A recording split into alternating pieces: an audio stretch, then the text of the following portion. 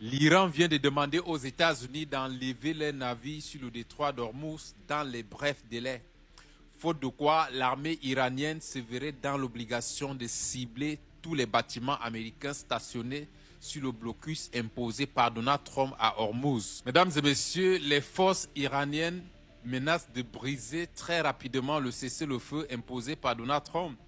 Ils estiment que le cessez-le-feu de Donald Trump n'a pas de sens, vu qu'il est suivi d'un blocus que les Américains imposent pour décimer l'économie iranienne.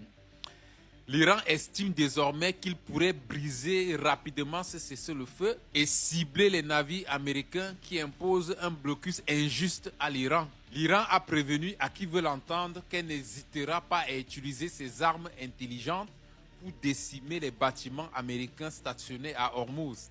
Des armes qu'elle n'a pas utilisées jusqu'ici et qui pourraient hautement surprendre l'ennemi. Pour calmer le jeu, la Russie, la Chine et le Pakistan exhortent l'Iran à suivre un plan de contournement du blocus d'Ormuz élaboré par le Pakistan pour notamment isoler les États-Unis sur Ormuz et les rendre ridicules. Il faut le rappeler, mesdames et messieurs, que le Pakistan aurait élaboré un plan de contournement du blocus américain, ce qui pourrait redonner un souffle et relancer l'économie iranienne.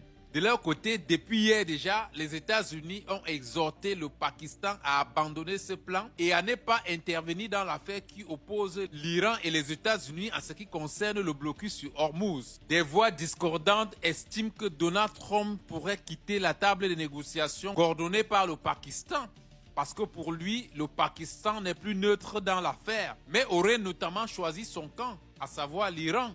Mesdames et messieurs, Moscou et Pékin demandent à l'Iran de ne pas tirer le premier coup de feu, que c'est ce que les États-Unis attendent justement comme excuse pour essayer de montrer à la face du monde que c'est l'Iran qui aurait violé le cessez-le-feu.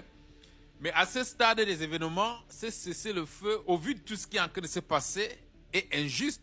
Mieux aurait été de continuer le conflit que de soumettre notamment l'Iran sous un siège économique qui aujourd'hui a des implications et un impact négatif sur son peuple. Au final, l'Iran a déjà averti les États-Unis de ne pas essayer de relancer le conflit. Faute de quoi, il se verrait obligé d'utiliser des armes jamais utilisées jusqu'ici. Certaines voix prennent cet argument iranien comme étant un bluff ou une guerre de communication.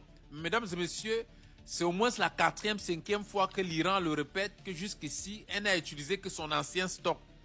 Et elle a lâché qu'elle utiliserait les armes intelligentes et des missiles jamais utilisés jusqu'à présent. Ce qui se constate, si les États-Unis ne veulent pas prendre au sérieux les menaces iraniennes, ils n'ont qu'à relancer les hostilités.